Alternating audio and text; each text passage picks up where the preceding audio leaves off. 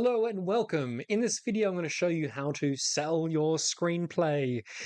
I've done it before several times, and I'm going to coach you through so you can do it too in 5 easy steps, actually. Well, they're not completely easy. It's going to take a little bit of hard work, but hey, it's worth it, right? So let's do this. So number one, let's just talk about what selling a screenplay actually means.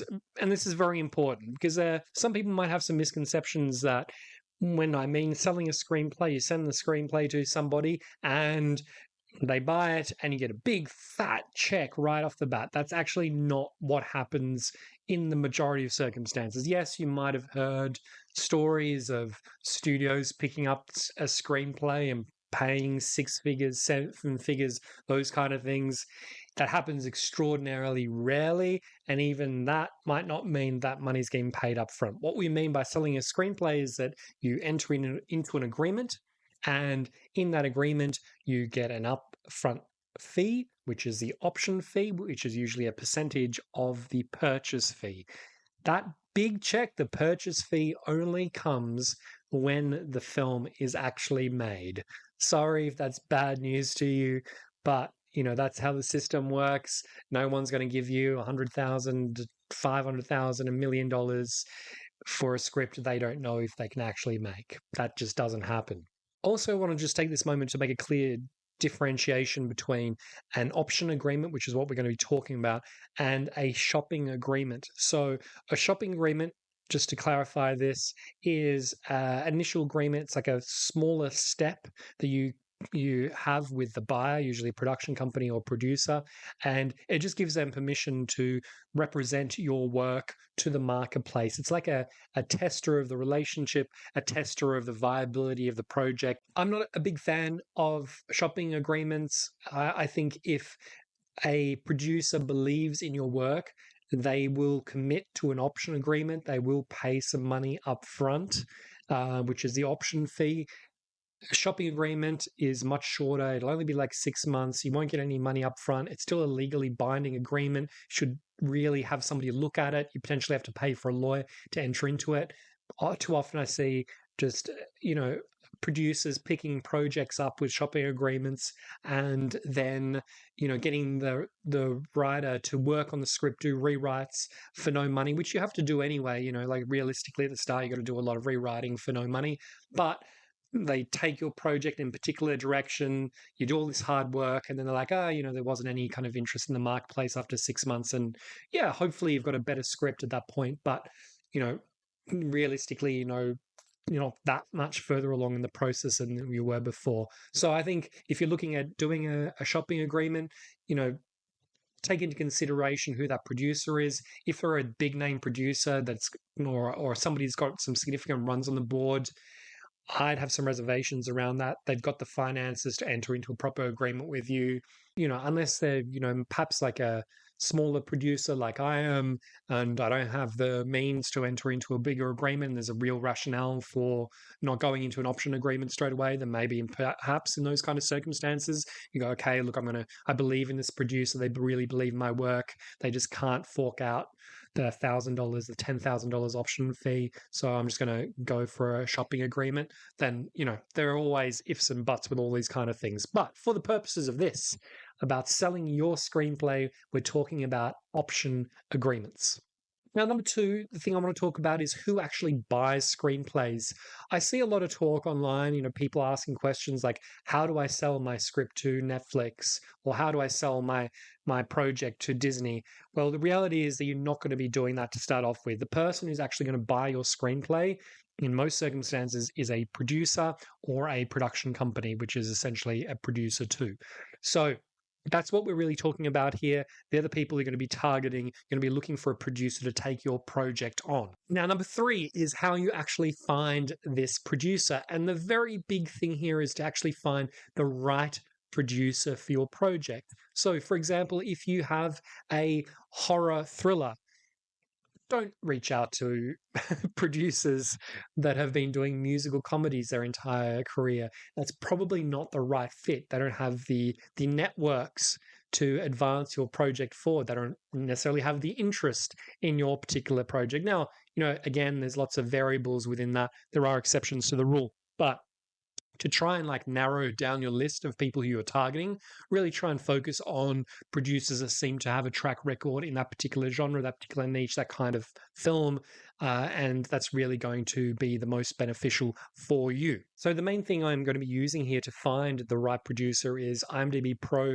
If you don't know what that is, it is the Internet Movie Database and their Pro version, which you do have to pay for. I'm not sponsored by them. It is really fantastic. I use it every single day as a screenwriter and producer, worth every single dollar. I think you can get a 30-day free trial to get you started, or I think it's around about $150 a year, something like that. Okay, so let's have a look at IMDb Pro. If you're paying for it, this is what you're going to see, this page here. Where I need you to go is up here to customize search. And this is where we're going to be looking for the producers. Now, it gives you two different options here on the left. You can either search by people or titles. We're going to start off by people. Now, what are we looking for? We're obviously looking for producers. So you can drop down, you can see every single type of job is listed here. We're looking for producers, and it's going to open up now some other options for us. And we're going to just try and narrow this search down as much as possible. So, don't worry about anything here in this first kind of section. Minimum amount of credits. So this is the release titles. You do obviously want to make sure they have at least one credit as a producer. If you are maybe a little bit more advanced, you're looking for a producer that has a few more runs on the board, you might want to bump that up a little bit further just to narrow the search down. You also want to kind of restrict the years. Obviously, you don't want to be looking at producers that were active in the 1950s or something like that, because they're realistically not active right now. So, I like to look at producers that were or have had a released credit in the last sort of 15 years or so. So that's a good place to start, but you can kind of filter as you feel is important. Now, there are other options here like personal details. You can, for me, I'm in Australia. We get a lot of financing from our government. It's probably similar in the UK, maybe not so much in the USA. But depending on your country, you might be looking for a producer that is actually from the country, because it's kind of a prerequisite of funding. But we're not going to go into the details of that too much. So you can search by birthplace. That can be really useful.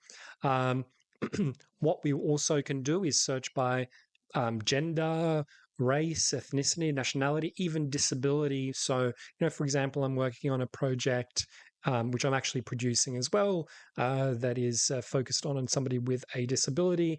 Perhaps I feel that it's appropriate to find a producer, ideally in an ideal world, that has a disability. And I can actually click down on that. And you can see the amount of detail here. Limb difference, little person, spinal cord injury. You can really kind of narrow this down. Now, just keep in mind that while IMDb has a lot of detail, it's not exhaustive. It doesn't have absolutely everything in there, and it kind of depends what people have listed and all those kind of things. So, this is a helpful thing. It's worth exploring, but it's not the be all and end all. So, but it just goes to show the power of IMDb Pro, and it's definitely worthwhile using. But this is the section that we really want to have a look at next, which is the credit details. Now, title type, we in this particular circumstance, we're not talking about TV or anything else. We're talking about movies. So we want to narrow down people that are producers, have credits in movies. And then we want to have a look at the genre. Now, there's obviously the most important thing, as I said earlier, really looking for producers that have a track record, that have an interest in your particular genre of film. So we can have a look here. Everything is listed. For argument's sake here, let's say we've got a great horror film. So let's sort down by horror, and it's going to give you a narrow list of producers that have a credit as for a horror film, which is great. Now, you can go further down here. This can be useful in terms of production budget range. Perhaps you have a drama, but it's a big budget drama. You want to filter out potential producers that have only made films that are under 5 million. So you might, say it's between, you want to have a producer's got a track record producing dramas between 20 and 50 million. So you narrow these things down, and that's just going to help you refine this search further. So you can see here we still have a lot of results, 55,000. And I'm going to show you how to kind of narrow this down further. You can just scroll through, and I've done this many times. I've kind of looked through this list and I go, oh, yeah, that director. And you can also see, the sort of a summary of the top projects that they've been involved with. And you're like, oh, I didn't really think about that producer. I didn't think about that person as somebody that has that might be a good fit for my project. So that's a useful starting point. So what you would do if you find somebody, you're doing, okay, cool, I want a producer that does big budget projects in TV. I'm just going to scroll down a little bit. Now, just give you a little bit of detail here. So producer, director, writer, usually the one that comes first is the one where they have the most amount of credits. So even Leo, as much as he's done a lot of acting, he's got more credits as a producer, got a lot of stuff that he's involved with.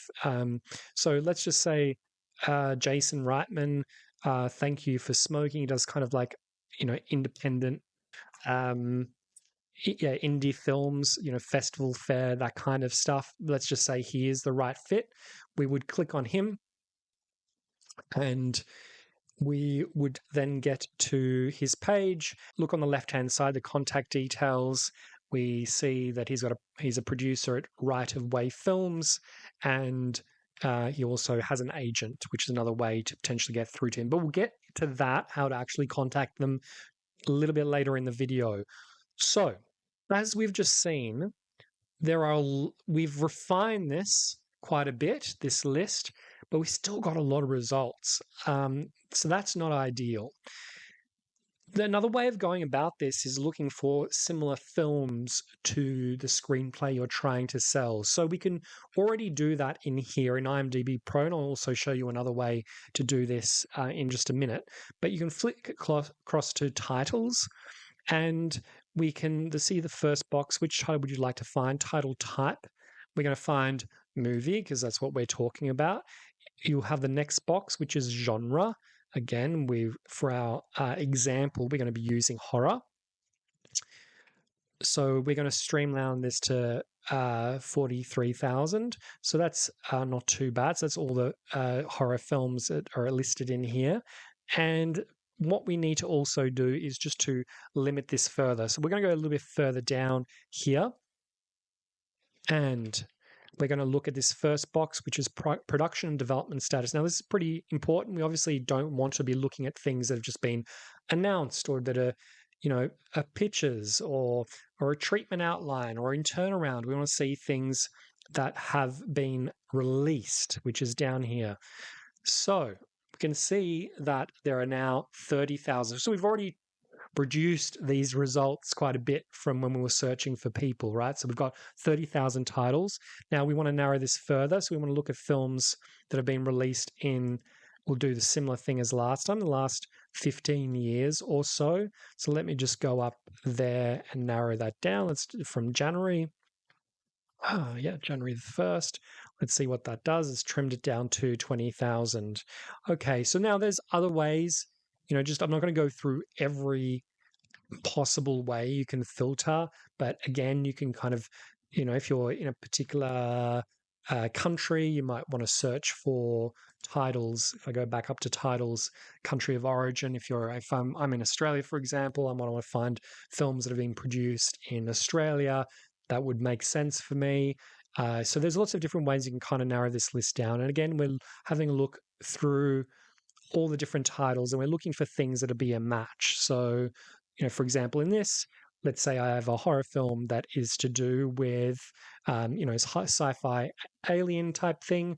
I'm like, okay, sweet, Alien Romulus. That's a good fit. So I want to know who the producer is of this particular film. And I'm going to look down here, and I can see quite a few different producers that have been listed here. And some, if I click on that, I'll be able to see all the producers. Now, I'm not going to go again. I'm not going to spend too much time explaining everything here, but what you're really looking for in these circumstances, you're looking for somebody who's got a credit as a producer, the actual producer, not executive producer, not associate producer, not co-producer. You're looking for the producer, and you're also looking for the producer who did the work on the project. Now, this is not the greatest example because we don't have anyone with what I'm looking for, but sometimes in Australia it happens, and certainly in America, the producer who actually did the work, who pulled the project together, who didn't just get a producer title because of some other kind of contribution that they made to the project, will have their union acronym next to the producer name. So in America, it'll be producer in brackets PGA, Producers Guild of America.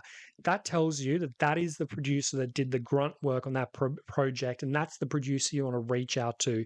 In this circumstance, there isn't any clarity in regards to this here, so I'm going to have to sort of use my best guess, best estimate.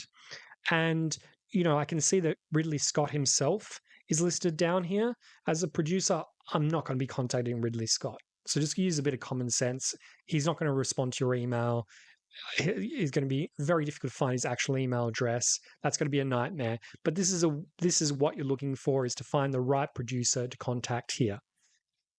Okay, so as we saw before when we were using IMDb Pro to try and find producers through films, there was still a really big list. So, another way of doing this is to actually just go to Google and write something like best horror alien movies of the 2000s, for example. And here you'll see a breakdown of, in the top section, usually you'll see a list of films that kind of match that description. There's also other ways. Lots of people make lists.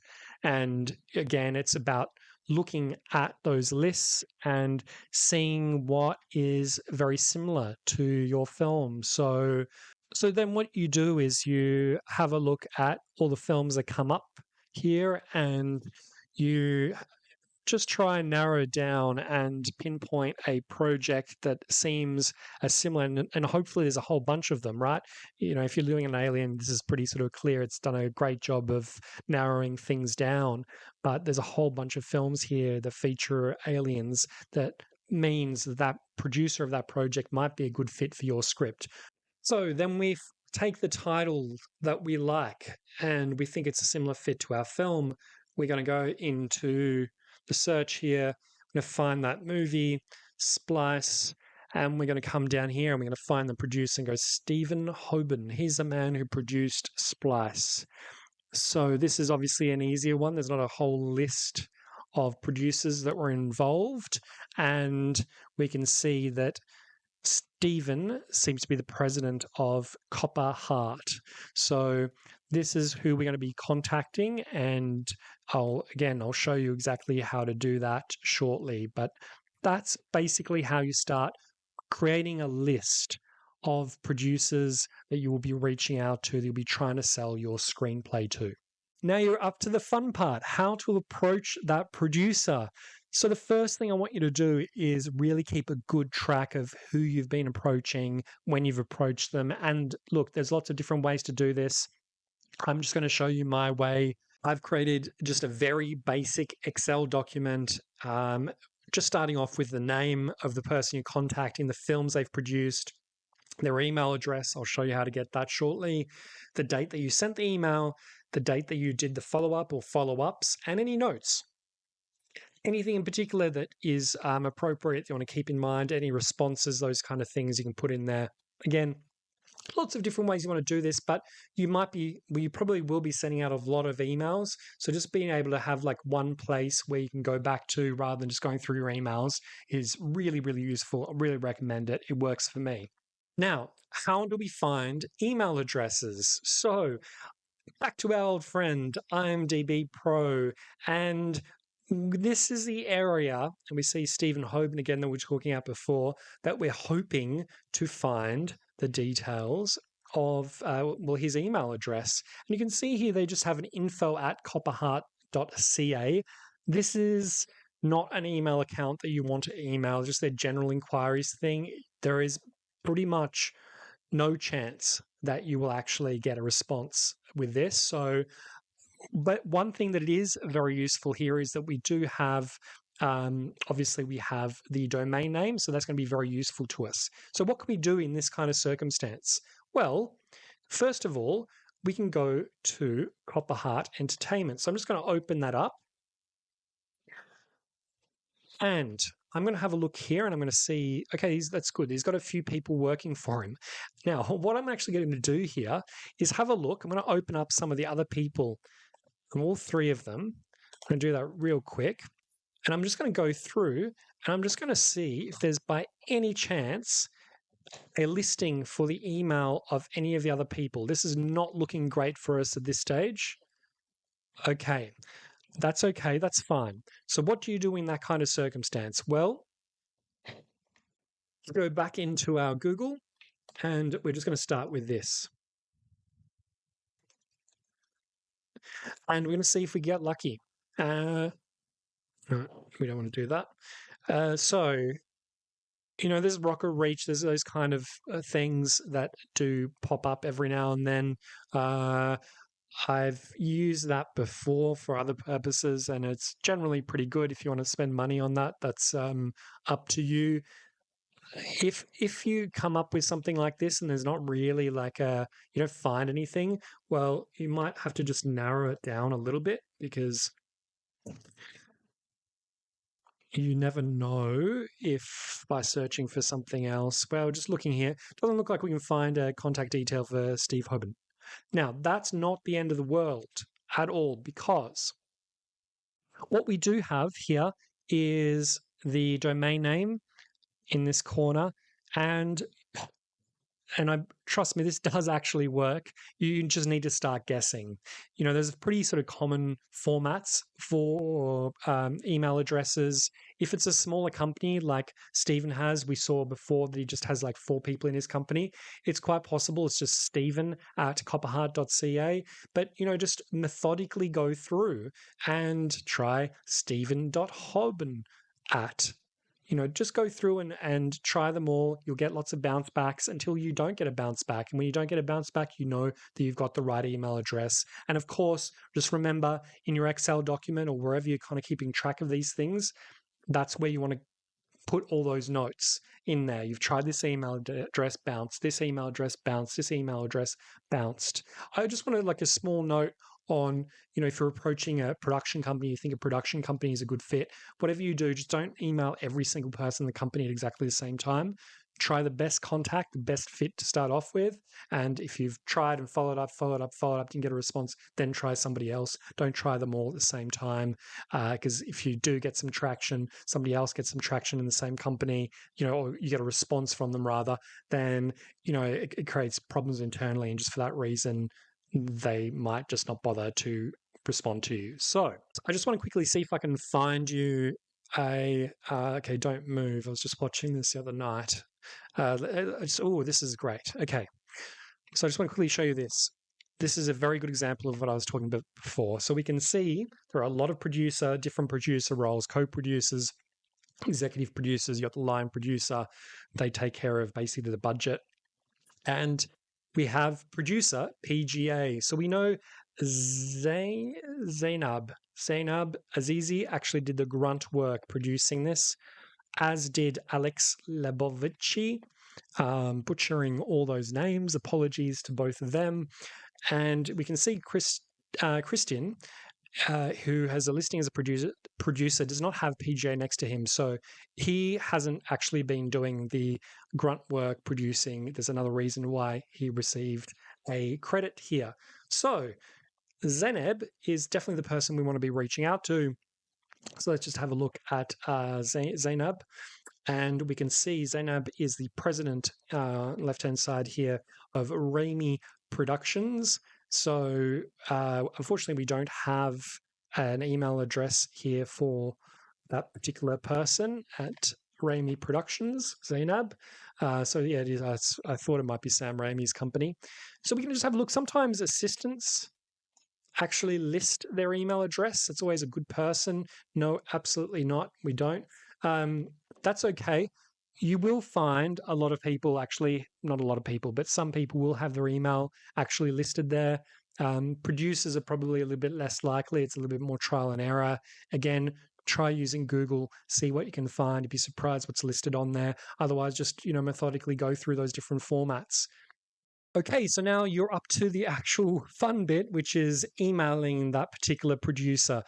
So, what do you include in this email? Well, remember just to keep this as simple and succinct and clear as you possibly can. That's really, really important. These producers are really busy with other projects.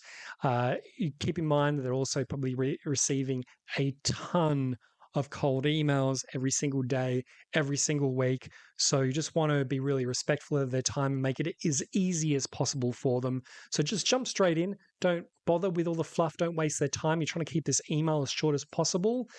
A good place to start, apart from hello, blah, blah, blah, hi, blah, blah, blah, is to tell them exactly why you're contacting them, why you admire their work, admire the projects that they've produced. Something that just personalizes the email to them. They understand that you're not just cold emailing everyone that you potentially you could get an email for. There's a reason why you've contacted them specifically. Then you just want to introduce the project. So tell them exactly what it is.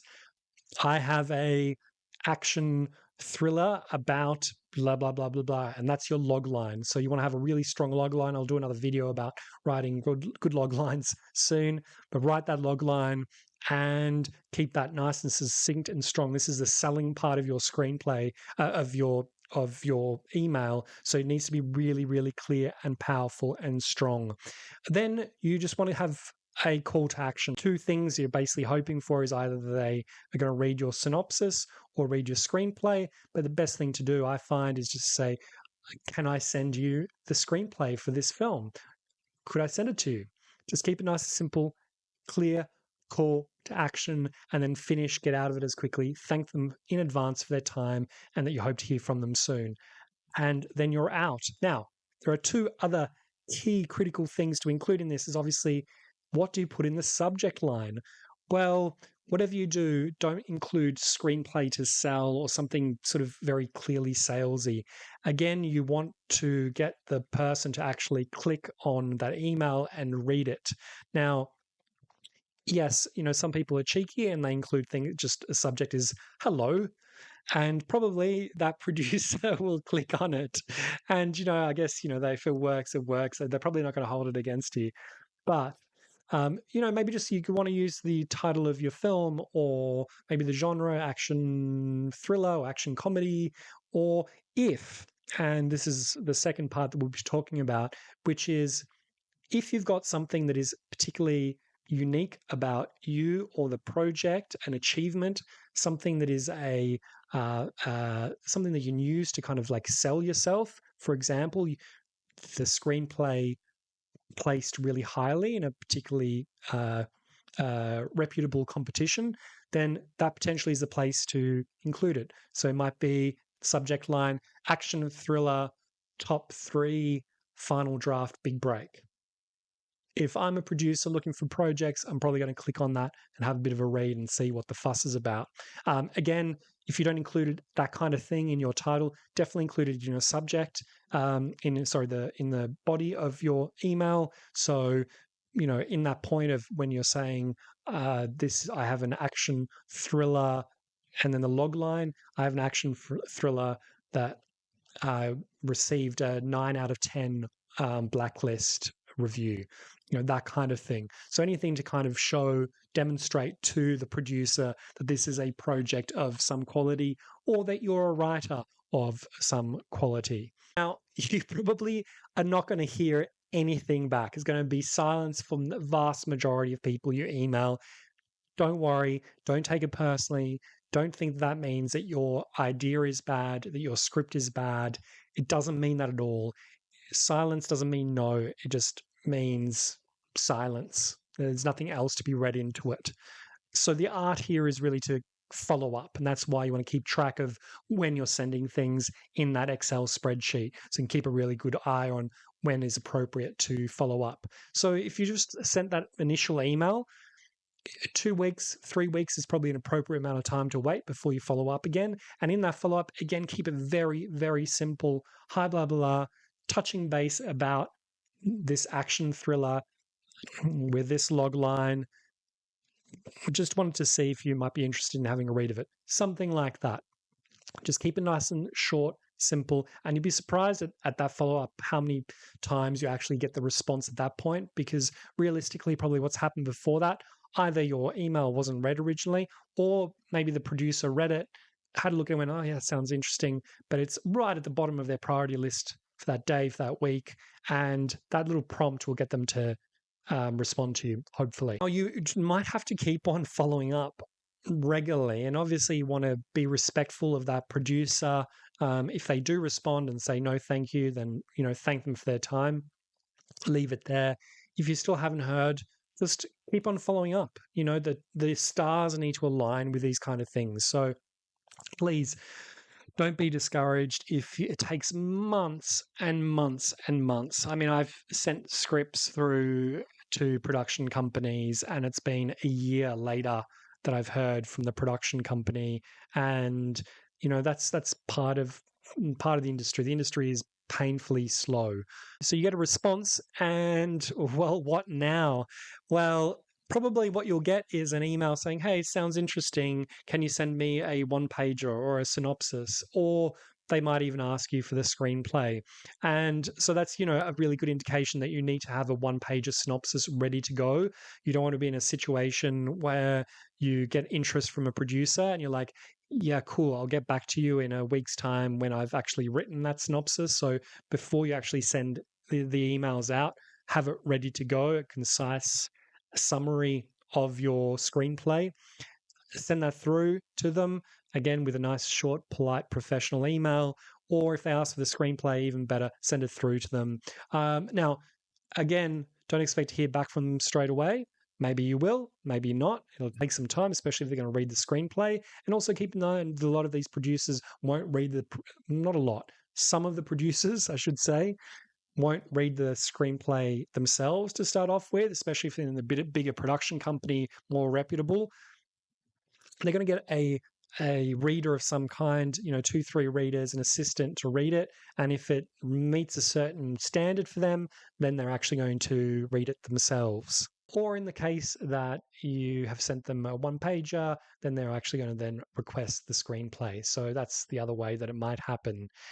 Again, follow-up here is key. Be respectful of their time. If you've sent them a one-pager, 2-3 weeks before you follow up is probably a good amount of time for them to read a one-page document. If you've sent them a whole 90-page, 120-page screenplay, at least 4 weeks, 5-6 weeks probably is a sweet spot to follow up again and see how they're going. Again, there's lots of variables in this. If they're a smaller producer, more like 4 weeks after sending the screenplay. If you've sent it to somebody big, whoever that might be, then you're probably going to have to allow a little bit more time before you follow up, but don't be afraid to follow up. Before we get on to the fun part of actually negotiating the sale of your script, thanks so much for watching up to this point, and I'd really appreciate your like and subscribe, and please let me know in the comments what kind of content you'd like me to produce next. So how do we negotiate the actual sale? So you've got great news. The producers contacted you and said, I've read the script. I love it. This is exactly the type of thing I want to make. So what happens now? Now, just to be clear, this isn't legal advice. Things are going to be very different. I'm not a lawyer, first of all, and things are going to be very different from country to country. So I'm just going to give you sort of an overview of the things to keep in mind. Now, you've been sent an option agreement, and wow, is that exciting, but also really daunting because it's a multi page document with a lot of legal jargon. Now, I cannot recommend this highly enough. Get legal advice. This is a really important document. It's going to set out all the details of not only what you're going to get paid now, but what you're going to get paid when, if and when the film actually gets made. So, getting an expert, an agent, or a manager, or a lawyer, an entertainment lawyer, to have a look at it and or even negotiate on your behalf is really, really important. Now, I know that's not possible for everyone. I've got another video on how to get an agent and manager, and that takes time. But also, a lawyer can be expensive upfront. And just to give you a really quick sense of the differences with agents, managers, and lawyers, lawyers are in a way good because you pay more upfront and later on you keep more of the money, whereas with an agent or manager they're just going to take a cut of the money when it arrives. So when you talk about this option agreement, they'll take 10-15%, something like that, of the option fee, and then they're going to take another 10-15% of the actual purchase price, that big lump sum that you would get paid when the film actually gets made. So there's pros and cons. With an agent manager there's less upfront costs for you, but with a lawyer, there's bigger upfront costs, and they're so big that sometimes any money you're going to make from the option fee, you're going to basically pay that and more to the lawyer. So it's tricky. So if you don't have representation, or even if you do, it's really good to get an understanding of the key parts of an option agreement. And there are lots of different things involved. And this is just a template I found from the UK. And you can see there's lots of different little details here. And look, I actually really recommend ChatGPT is really useful for translating jargon. Of course, you can't completely trust ChatGPT, but if you want to cut and paste sections of this of an agreement into ChatGPT and ask it to kind of dumb it down for you, it can certainly be helpful in an understanding of an agreement. And actually, it's a good takeaway for these kind of things. If you are in the industry, you should really be doing your best to try and learn what these agreements, all the details of these agreements, what they mean, all the different variations that might appear, because, agents, managers, they're great, lawyers are too, but the reality is with some agents, managers, and lawyers, some that I've had that have been very good, I've also picked up on things that they've missed. So, if you can educate yourself as much as possible with this kind of stuff, you're going to put yourself in the best position possible. So the first thing we want to look at, really, the key area is the option period and the option fee. So option agreements are usually broken down into two different periods. You've got the initial period, it'll be like 18 months or 2 years usually, and there's an option to renew for a second term. Again, usually for a year and a half, 2 years, something like that. So the period you can see here will be written into here, the length of time. Again, the producer will actually fill this out for you, and this can be negotiated. There might be a producer that's trying to be a little bit cheeky and try and get more time out of that initial period.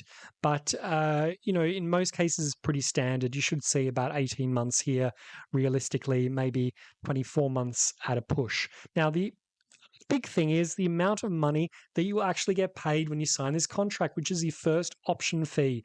Again, every country is different.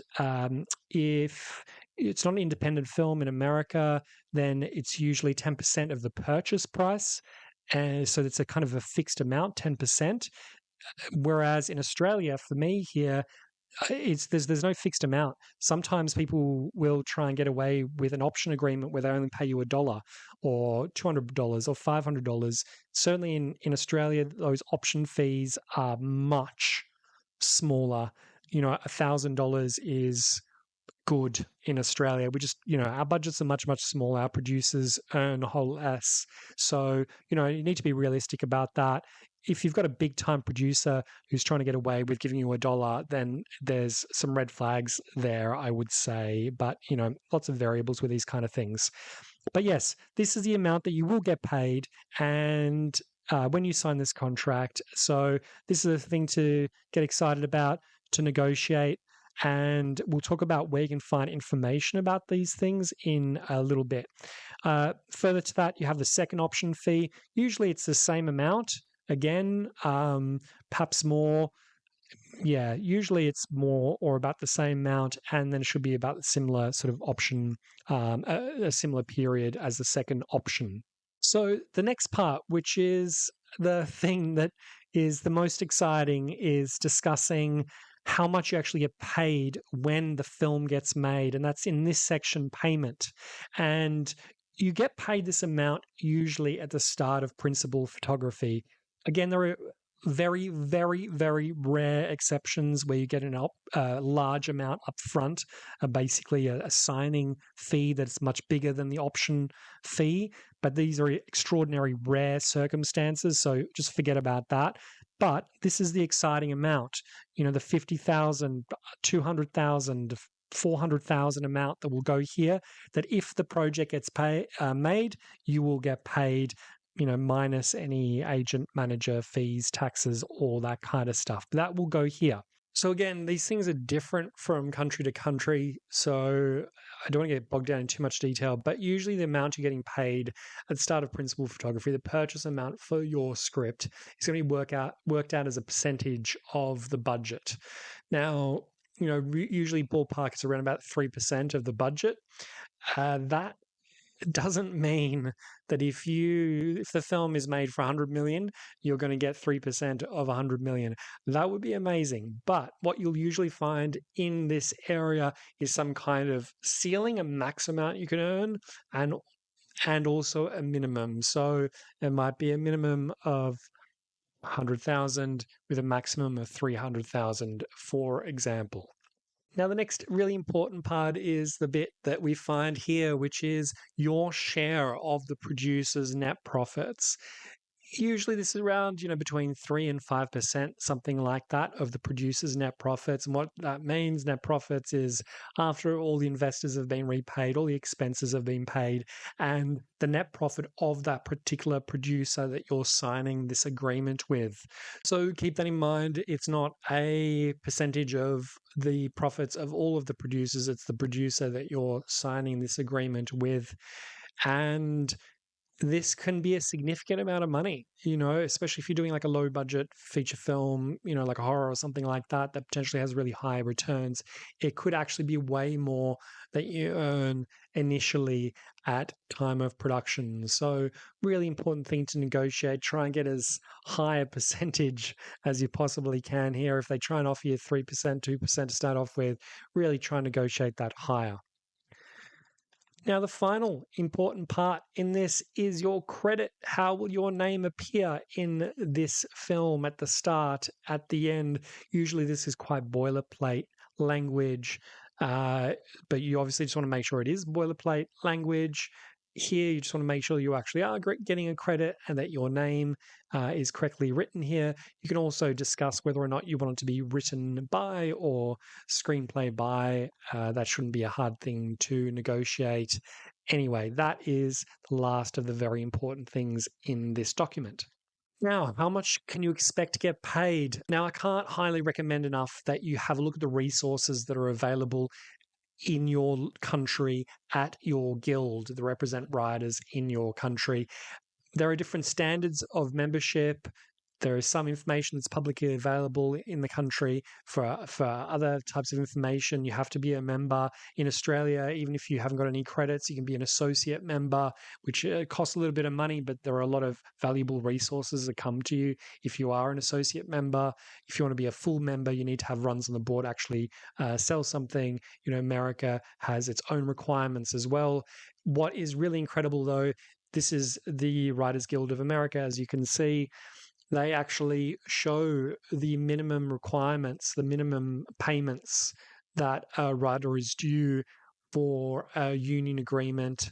And this can be a really good starting point to know whether or not, the amount the producer is offering is within roughly the standards. So if we have a look down through here, as you can see, there's a huge amount of information that is available. The main thing that we're looking at here is feature films for this particular video. And what we're looking at is in this section, you can see these are the amounts that you get paid. So low means low budget film and high means high budget. These are defined earlier in this document, so have a look at those. This is the amounts at a minimum that you should be getting paid under Writers Guild agreement for the different stages: delivery of original treatment, delivery of the first draft, delivery of the final draft of screenplay. That's all broken down for you. These are the minimums. But in this particular circumstance, because we are talking about selling an existing screenplay, we want to go down to this section, which is section C, sale purchase of original screenplay. And as you can see, the minimums here in the US in American dollars for a low budget is 52,000, and for a high budget the minimum is 106. So if you can, for your first screenplay, if you can at least get that, you should try and negotiate more. But if you're at least getting that, that's a really good starting point. Of course, again, just a reminder that you only get that amount when the project actually gets made. So you don't get that upfront. All you're going to get is the purchase fee. Negotiate as hard as you can without ruining the deal. And like I said earlier, please, if you can, get a professional to negotiate on your behalf. If you can afford it, if you've got an agent or a manager, or you can get an agent or a manager, then do it. They are worth every single penny. I guarantee it. So there you have it. There's the 5 relatively easy steps to selling your script. It can take a while, but these steps do work. They have worked for me several times now, and you just got to keep on pushing as much as you can. So hopefully that was really valuable for you, and if you've got any questions, please drop in the comments below. I look forward to seeing you in the next one. Thanks for watching.